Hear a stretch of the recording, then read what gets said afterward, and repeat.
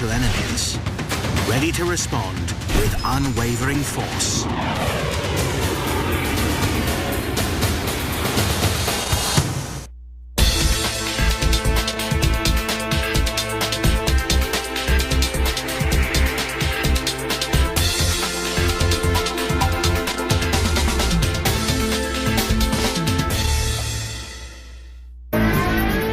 This mega sub is in a class of its own. The all-new Virginia class. This is an amazing ship.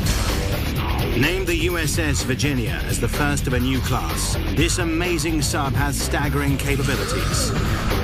It's the most advanced and versatile submarine in the world. I mean, we consider this like the Ferrari of the subclass. Its crew are some of the best trained submariners in the US Navy. We picked up Master 2. And they have to be, because this is the most complex submarine ever built. It's one heck of a weapon. It can launch attacks on other vessels using devastating torpedoes and can deliver cruise missiles 1,600 kilometers inland with pinpoint accuracy.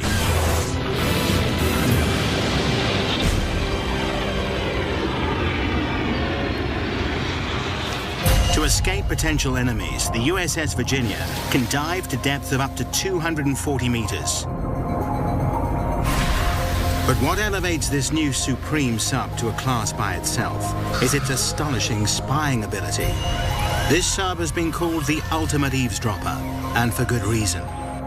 The Virginia has the most sophisticated sensors ever fitted on an American submarine. It can see and hear better than any US sub ever built.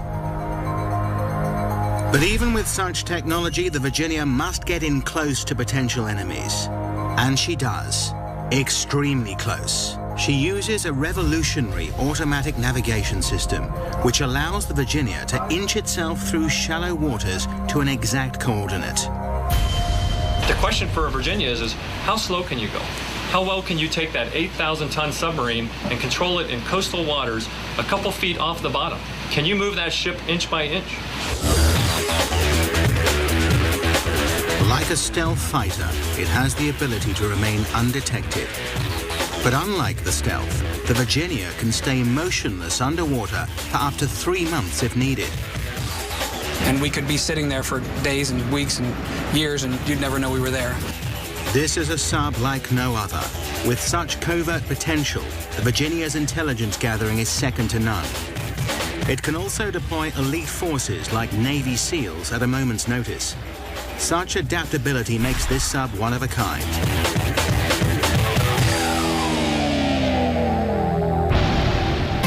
And the USS Virginia is one heavy sea creature. At 7,100 tons, it weighs as much as 1,600 killer whales. This monster sub is 115 meters from stern to bow. If you were to lay the Statue of Liberty down next to it, the Virginia would still outstretch it by 22 meters.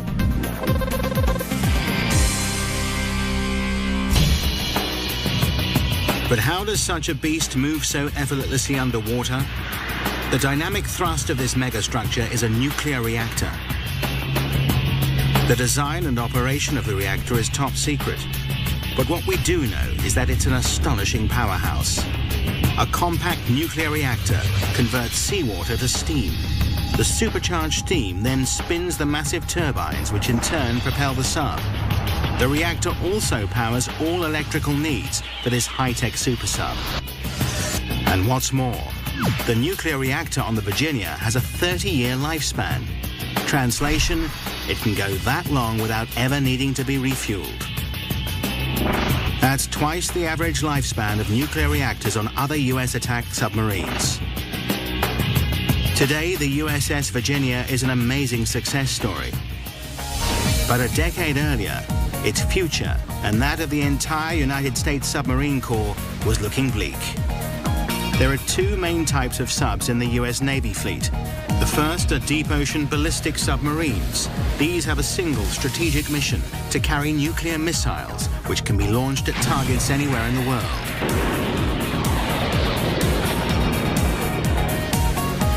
The other type is the attack submarine. These are designed to move fast, sink vessels, launch cruise missiles, and gather intelligence.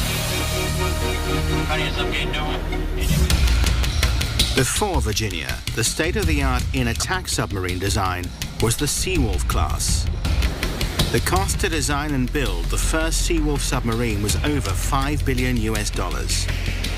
It was developed during the Cold War for potential deep ocean battles against the mighty Soviet Navy. But in the early 90s, the political climate dramatically changes. Almost overnight, the Soviet Union collapses. America's archenemy has simply disappeared. The costly arms race between the superpowers is no longer relevant. In this brave new world, it's inevitable that defense budgets are slashed. Every division of the military is a target for cuts. Submarines like the Seawolf class are simply no longer needed.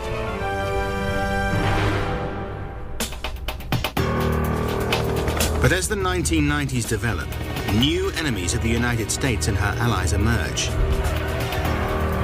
Small terrorist groups in tyrannical countries like Iraq and Somalia cause the military to rethink spending. If you look at the threats we're dealing with today, a lot of the threats are coming from third world countries, small countries, where we need to take the battle, if you will, to them and prepare a battle space around their coastlines. What is the point of a huge navy if these terrorist armies have no sea power? Why does the US Navy need a submarine at all? Good question. And one that was being discussed at the highest levels in the early 90s. In today's complex world, the military needs to be ever more informed of enemy activity. But US defense already has sophisticated spy planes and satellites. They can see every detail from several kilometers high. They also have better ground reconnaissance and a superior spy system. So what can a submarine offer? In fact, submarines have a lot to offer. The Navy is aware that if they can harness new but unproven technologies, the submarine could remain in shallow waters completely undetected. And what's more, the super spy could stay there for weeks, even months. If a new mega sub can listen and stay close to enemy lines, it can still be an important military asset. In 1995, the US House and Senate finally agreed on the Navy's plan for a new class of attack submarine. But the Navy has set strict guidelines for the submarine designers. The new class of sub must have awesome spy capabilities. She must negotiate shallow waters with pinpoint accuracy. There, she must remain motionless for days on end, regardless of currents and sea drag. She must be able to deploy high-tech weapons to raid on an enemy whenever needed. And she must also be able to dispatch elite special forces like Navy SEALs. The new super sub must have stealth-like maneuverability and be able to disappear underwater for up to 3 months at a time. It's a tall order by any standards, but there's a catch. They have 1 year less than it took to build the first Seawolf. And incredibly, there's an even bigger catch. It has to be made for 20% less money. With such constraints, there were many in the submarine industry who thought it was simply impossible. I think the reaction is always one of how can we do that? We've never done it before. If the Navy can make this work, it'll provide a major new weapon in the US arsenal. But if they fail, all US subs could be in question. It's 1996. The US government needs to get up close and personal with new terrorist enemies. The Navy insists that submarines can still help in this thorny urban war. They claim they can build a new class of submarine. Bigger, better, quieter, and more deadly. But there's a catch, a big one. It must be built in less time and for a great deal less money than the previous attack submarine, the Seawolf class. With such limitations, this project looks more likely to sink than float. The Navy decides to offer the mammoth design challenge to a trusted company, Electric Boat. Based in Groton, Connecticut, this company has enjoyed bragging rights that span over a century of ship and submarine building for the US Navy. The first sub they built was the USS Holland for the Navy in 1900. The USS Holland revolutionized the US Navy. It marks the beginning of more than a century of military submarine building. Electric Boat's expertise is second to none, but some government officials already fear that this massive challenge may simply be impossible. Despite the huge red flag, Electric Boat finally agrees to design and develop the new Virginia class. But to bring it in more cheaply than the Seawolf, they'll have to completely change the way submarines are built. It starts with paper and wood. In the past, they would have drawn up initial plans on paper. Previous classes of submarines were designed historically like probably any other large construction project with two-dimensional drawings, blueprints. But the problem with two-dimensional plans is that the different designers can't always view each other's layouts. If two engineers from different departments end up competing for the same space, it could lead to lengthy and costly delays. On this tight schedule and budget, there's no room for such error. It'll put the project behind schedule even before it started. It could tip the balance and mean the end of the new super sub. The team needs another solution. They turn to new computer-aided technology. The benefit being that the whole model can be seen in 3 dimensions. This will mean that each department can quickly see what the other is doing. If it works, it'll save the company a fortune and help design a more efficient sub. But if it doesn't work, it could mean the new super sub is doomed from the start. The president of Electric Boat finally decides to take the risk. He came in and finally took all the drafting boards out of the plant and said, okay, go for it on your computers.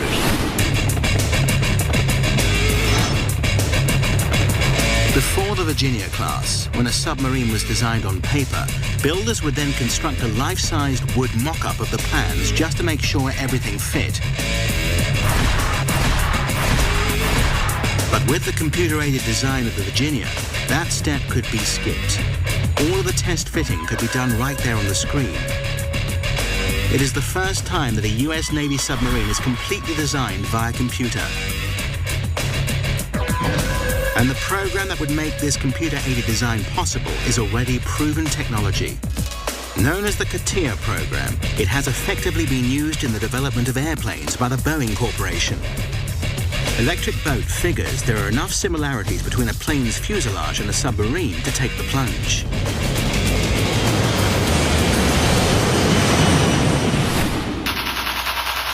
It proves to be the right decision. All the various designers have access to the computer 3D model. This allows engineers to work in the same virtual space at the same time. Designers can now view all the plans to make sure they don't interfere with other layouts. The piping designer is running his pipes and I'm running my cables. We can go in and detect interferences day by day. Every part of the ship is scrutinized for function and economy. So creating the sub on a computer seems to allow for the more efficient test fitting of systems and parts.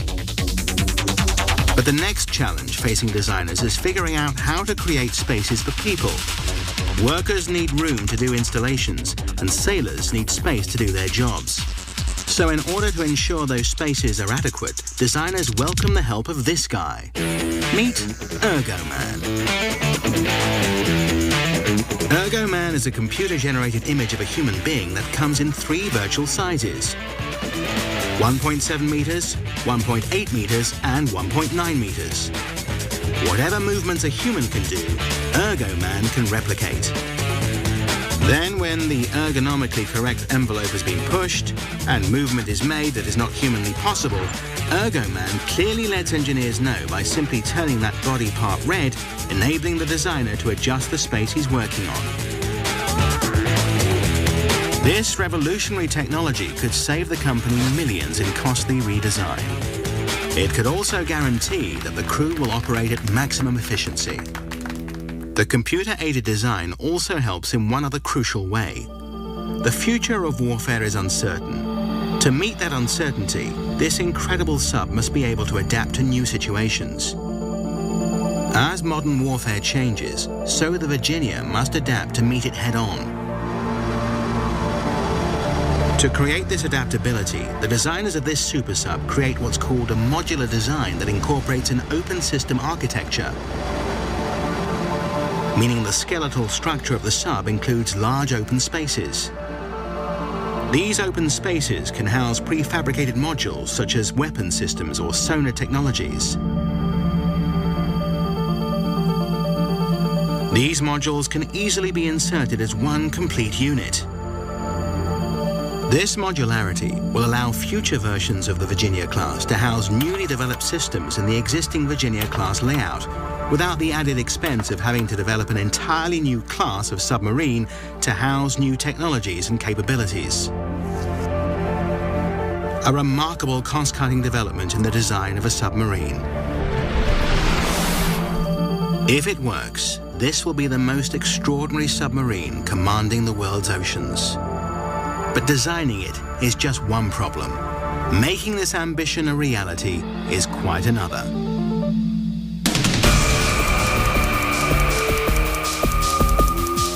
With an even tighter budget than past submarines, this is going to be a massive challenge to execute. And now there's a new problem. Having spent millions on the design, the Navy may not have enough money left to build it. It looks like the prototype of the new Virginia class may never surface.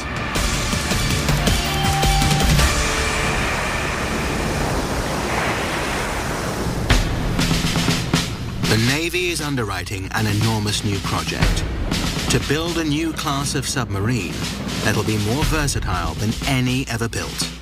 But it has to be constructed in less time and for less money than the previous attack submarine, the Seawolf. The design and development have been skillfully and successfully carried out by Electric Boat. And for the first time, a US Navy submarine is completely designed via computer. It's a massive achievement, but there's a problem. The Navy's budget for the Virginia program is running out. It could lead to the end of the new super sub before it's even floated. But then Electric Boat does something unprecedented in its history. For years, Electric Boat has been in competition with Northrop Grumman's Newport News, another heavy hitter in the shipbuilding industry. Now Electric Boat proposes that they combine forces with their old rivals and do something that's never been done before: build the submarine together, a process they call teaming. They figure that combining resources and brainpower will allow them to work more quickly and more efficiently. The proposed alliance can lead to massive savings, $700 million off the cost. But can these two historic adversaries put aside their differences and build a super sub for a reduced price? How can they manage such a massive project across two companies? As we've said, it's never been done before. But the Allied companies must make it work. They have little choice, as the Navy has no more money to offer. Making a super sub for less money and in less time than previous attack subs will only be possible if the two rivals collaborate. It's a colossal and dangerous undertaking. If they get it wrong, it could spell the end of the US submarine program. This is a time when the Navy must prove a submarine's worth in a changing world. The two-company alliance agrees that the only way to meet such demands is that there can be no delays. A major setback could erase any cost savings. But such efficiency in submarine construction is unprecedented. Is this project simply too ambitious? Could it be destined for the deep? In 1998, construction finally begins. Like all submarine building, it begins with the most crucial component, the hull. This is where the crew and weapons are housed. If it's not strong enough, the lives of hundreds of men are at stake, as is the multi-billion-dollar submarine. Not just a costly mistake, it would be a national catastrophe. Consequently, the hull for this sub isn't just made out of simple steel. It must resist unbelievable pressure. The Virginia class needs to reach depth up to 240 meters. Here, it's difficult for an enemy to find them. It'll give the submarine maximum safety from attack or detection. But at these depths, there's immense pressure. The steel hull must withstand a massive 26 kilograms of force per square centimeter. That's the equivalent of a dinner plate strong enough to hold up to the weight of an elephant.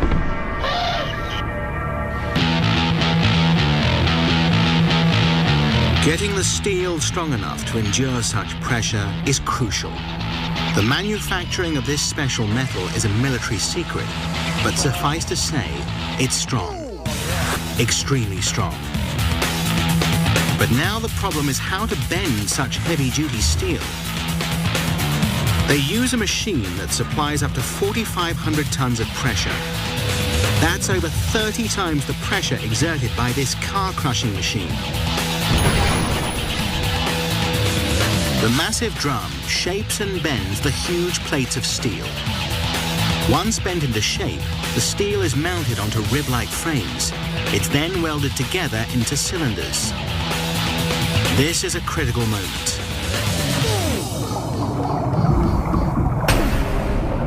In the past, this was done by teams of hand welders. But such are the stresses on a deep ocean submarine that even one bad weld could lead to disaster. There's only one answer: robots.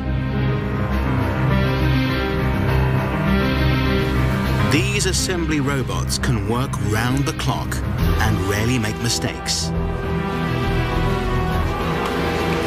The weldments that go in out here are better than 99% first-time yield, which means the inspection process is less than 1% failure rate. It's a costly business, but this is something that can't afford to fail at any price. To make sure the welds are perfect, they're inspected by X-ray. Any imperfection, such as an air bubble in the weld seam, could be just enough for the hull to weaken. It could then give way to the crushing forces exerted deep below the surface. If the X-ray machine shows up any imperfection, it's meticulously repaired. Amazingly, once the seam is perfect, the welds can create a bond that is actually stronger than the original steel.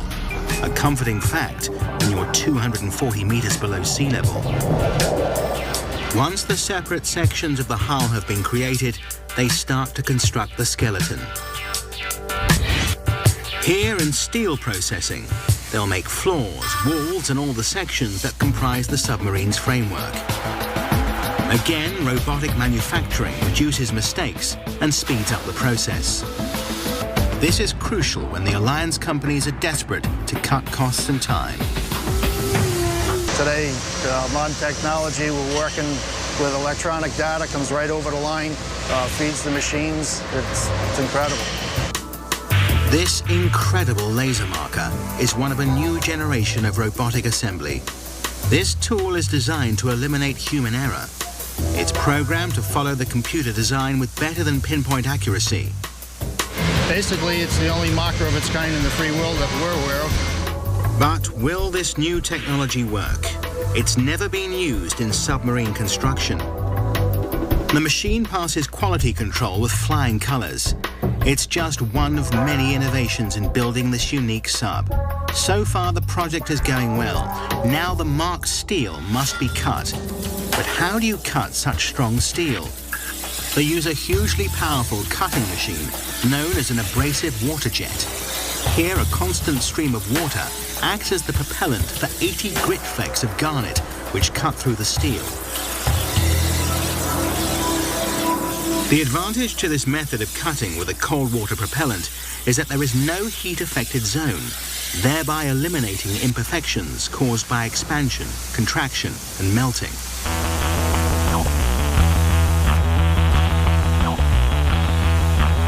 Even though garnet is not the hardest abrasive that could be used, it's seen as optimal because it's hard enough to cut without causing too much wear and tear on the water jet's nozzle. The powerful cutting stream strikes the steel with 3,900 kilograms of force per square centimeter. That's strong enough to cut through a 30-centimeter thick piece of steel. Once cut, the sections are ready to be welded into place. This makes up the submarine's skeletal shape. While these sections are being built, other important modular sections are constructed in tandem. Living quarters and weapons are built outside the submarine before final assembly. This allows ease of construction. It can then be rigorously tested before installation.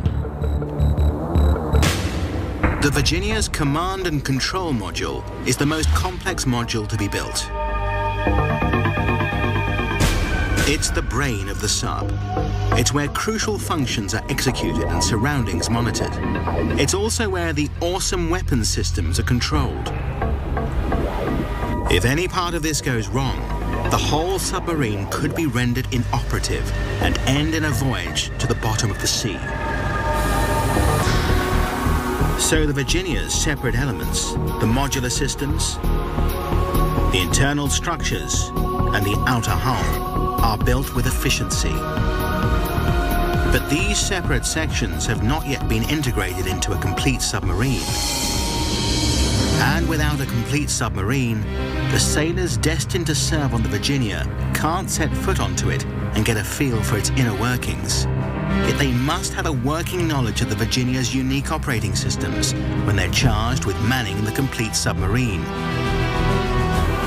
So how do sailors prepare for duty on board this unfinished sub?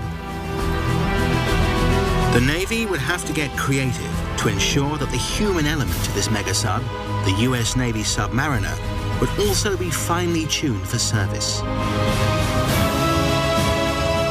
This is when the mission could sink or swim.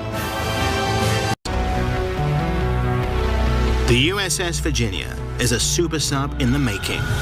Nothing like it has ever been built before. So there's no chance of gaining crew experience from other submarines. But the new sub must be fully tested before sea trials. That includes the crew. To operate this new class of submarine will require unique training. But this is a virgin sub, and no one knows all its workings. Like the rest of this project, this too will be a challenge for the Navy to resolve. Training begins with every submariner's nightmare. In mock facilities like this fake engine room, built to simulate a flood. And even though these men are not on an actual sinking sub, this scenario is very real to them.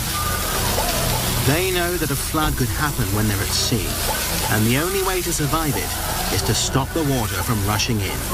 Flooding in the engine room! When a sub starts flooding, it becomes a race against possible death for everyone on board. Flood control has been activated in the engine room. Bombs are manned. Damage control system. In the heat of battle, the sub can't resurface because the enemy will spot it. Overflow level TC set for lie. Understand you have major rupture in SW discharge. If too much water gets in, the sub takes on too much weight, permanently ditching itself on the ocean floor. The men cannot escape through the hatch because they're so deep. The water pressure will crush them. If they can't stop the leaks, they will be trapped at the bottom of the ocean, buried alive in an iron coffin.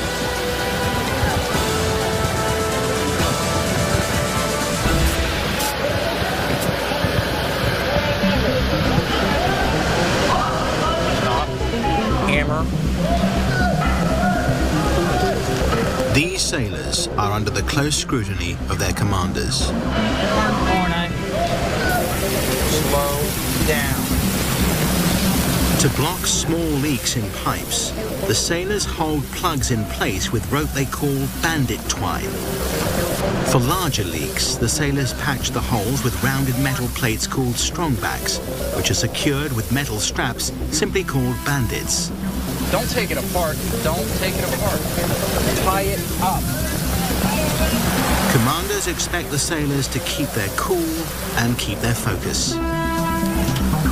Fortunately, after a rigorous and stressful series of tests, these sailors get the thumbs up from their commanders. These are good men to be spending months on end with, and that's what a sub is all about. Living in cramped conditions and still functioning well in the face of danger. This is no place for claustrophobics. Every sailor that's on board the USS Virginia, as well as any Navy sub, whether they are the commanding officer or the cook, must know how to mitigate against leaks so that all hands can be helpful should such an emergency arise.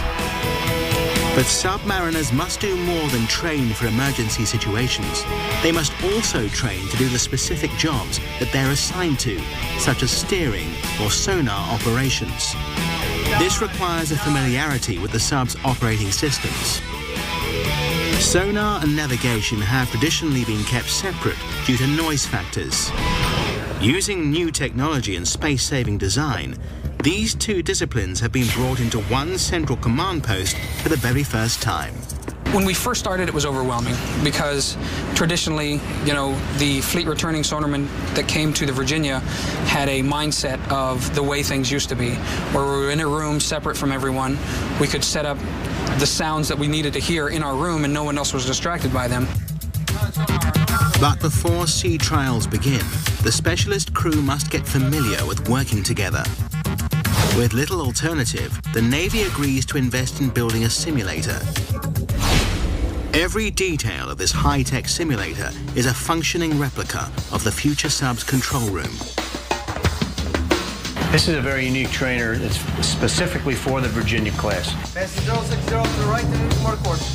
For the first time, the crew get their hands on the same controls as the new super subs.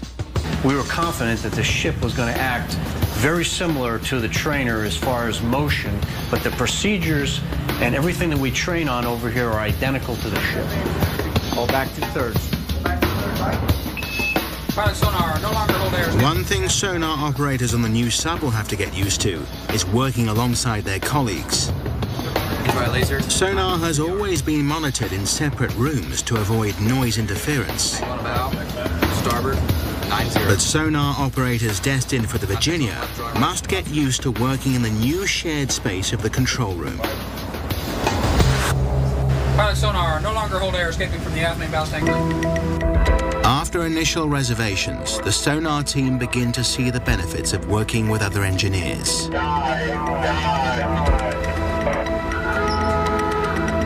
I think overall, in the big picture, it's a benefit. It gives me, as a sonar supervisor, a larger tactical picture of what the boat is doing. Here in the simulator, operators will get their first experience of a revolutionary innovation. For the very first time, a US submarine is being built without a periscope. Normally, a periscope extends up to the sea's surface. Using a system of mirrors, it allows one person to scan the horizon. But the ultimate eavesdropper needs to be much more aware of her surroundings. Instead of a periscope, she has a mast with multi-sensors and cameras that enable images from all sides. These sensors, known as photonics, are wired to various monitors in the control room. For the first time in submarine history, everyone in the control room monitors surface activity. And because they're all in the same room, communication is much more responsive. Control, and I'll brief them that we've gained an enemy warship.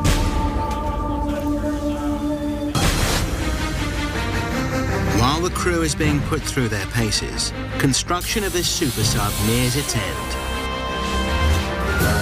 The separate hull sections are outfitted with the internal elements they'll house. And then they're pieced together section by section until a full-length submarine finally emerges. By August 2003, the USS Virginia is ready for the water.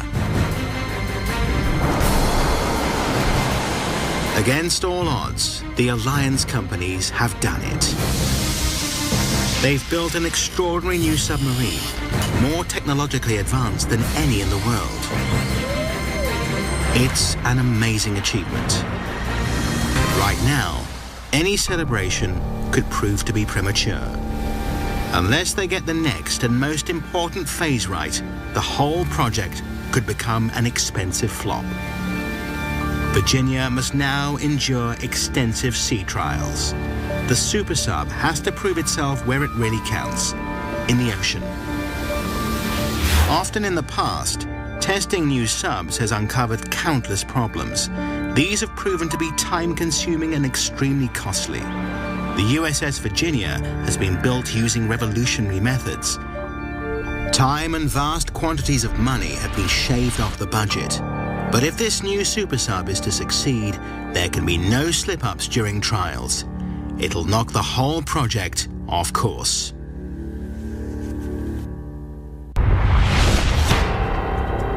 The construction of the all-new USS Virginia is at last complete. It's taken 6 years and has cost the Navy billions of dollars to build. But it's still less time and money than its predecessor, the Seawolf. It's a mammoth achievement, but by itself, it's meaningless. The real test lies ahead. If there are errors now, the huge investment could sink to the depths. It could take years to fix any problems that surface and likely put the project beyond economic sense. It could even spell disaster for the whole submarine division. In the past, problems have been common at this stage, but this project simply can't afford to fail. It's now do or die for the new Virginia class. August 2003. The USS Virginia is finally launched. Over the next several months, they will put the sub through extensive tests, known as alpha trials. This is when things can, and often do, go wrong. Previously, subs would factor in time for repairs, but in this new economic climate, the Navy and the Alliance simply don't have that luxury. The Virginia must ace the test. Historically, the first ships of a class wind up with significant problems. As the USS Virginia heads out on her maiden voyage, the captain and crew will begin testing all her major functions. All the sub's technology must be tested. They start with sonar. It is the traditional way a submarine sees, even through murky water. The system is based on transmitting and receiving. The main feature of the system is the sonar sphere, housed in the nose cone. The sphere is lined with hundreds of hydrophones that act as the ears of the sub. They're called passive sensors. Their job is to listen to all sounds coming from outside the sub. A giant baffle protects the sonar sphere from internal noise interference. The sonar sphere also has what's known as active sonar capabilities, which is when the sonar releases noise pulses and gathers a clear picture of the sub's surroundings based on the bounce back of the sound waves. Along with the sphere at the bow, there are 6 side-mounted sonars, 3 on each side. These provide a more complete picture of the submarine's surroundings. There's also sonar that can be released from the back of the sub and towed with a line.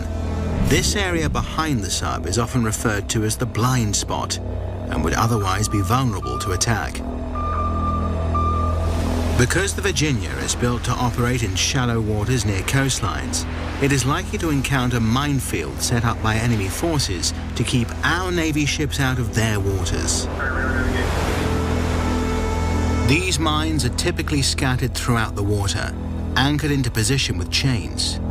Because of this danger, the USS Virginia is the first submarine in the fleet to house a chin array, which works in combination with a sail array to provide a better picture of what lies ahead and make it more effective at spotting mines so that they can avoid them or detonate them from a safe distance before running into them. The sonar system passes through the stringent test with flying colors. Another defining characteristic of the Virginia class that makes it highly adapted for these shallow water environments is its precision handling. Head 1/3. Just like any submarine, it uses a propulsor to adjust speeds.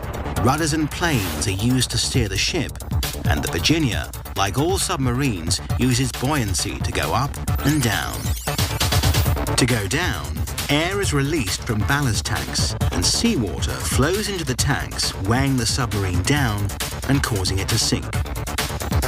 To go up, pressurized air is pumped into the ballast tanks, forcing seawater out, making the sub lighter and causing it to rise. Water can also be pumped throughout various trim tanks on the sub to keep it in balance.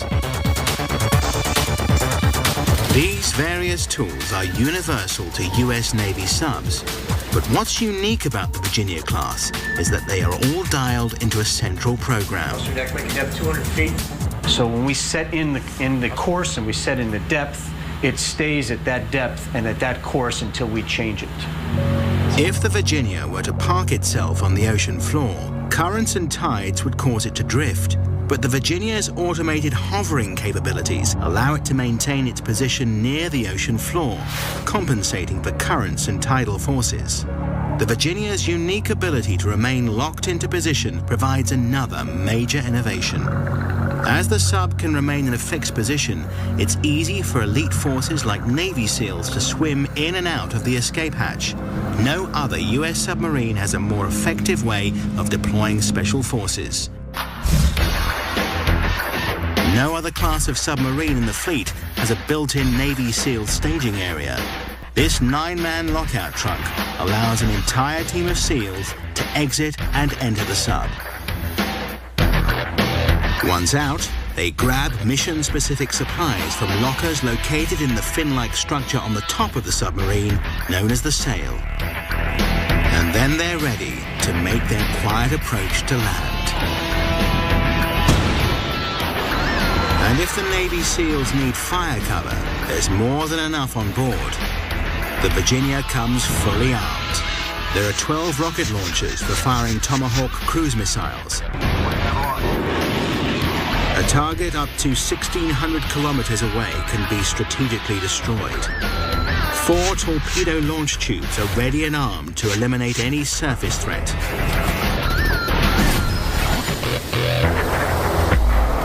But when it needs to, the Virginia can simply disappear. To remain stealthy and avoid detection, the Virginia is designed to maneuver in total silence. The Virginia-class sub has a giant duct around its propulsor for noise reduction. And the entire hull structure is covered with a rubber-type coating designed to make it more hydrodynamic.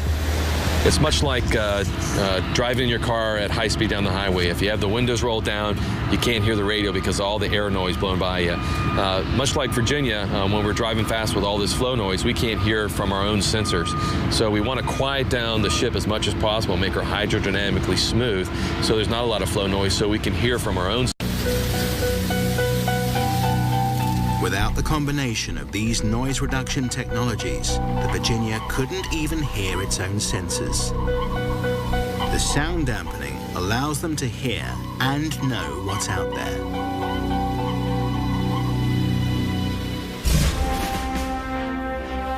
After rigorous testing of all the new systems, technologies, and crew members, at last, the alpha trials are over.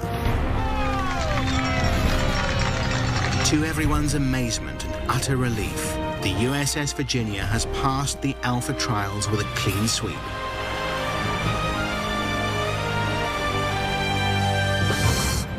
And it was great to see it return after alpha trials and understand from the 4-star admiral getting off that ship that it performed flawlessly, that he was very pleased with its design. They came back with a broom on the sail, which to us signifies a clean sweep.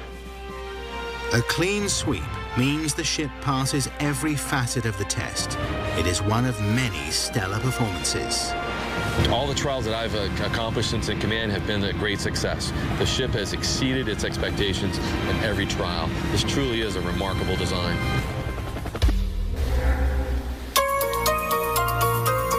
Normally, when a nuclear-powered submarine is built, a year of testing and then another year of repairs are built into the schedule.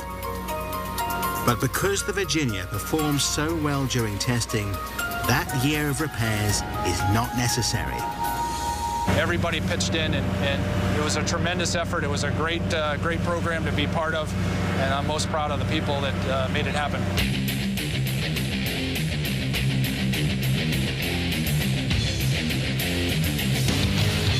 The USS Virginia is hailed a landmark achievement in submarine history.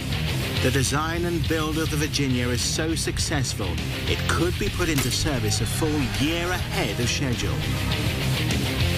The Virginia's readiness for service proves that the computer-aided design approach to creating a new class of submarine is the way to go. And that new technologies, combined with the resources of two rival shipbuilding companies working as a team, can yield an affordable submarine with new capabilities. When parked in shallow waters near coastlines, it can support ground force operations and participate in land-based military activities. New capabilities allow this new class of submarine to be more than a warship built to engage enemy navies in the open ocean.